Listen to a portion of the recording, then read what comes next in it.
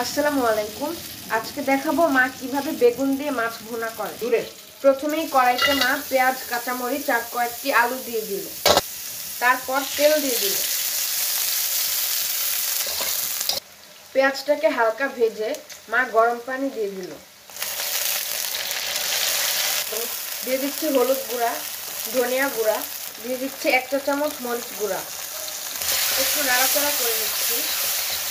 গরম পানি দিয়ে দিচ্ছি কড়াই, দিয়ে দিচ্ছি বেগুন। এবার মাছগুলো উপরে ঢেলে দিলাম। আর একটু পানি দিয়ে দিব। এবার ঢেকে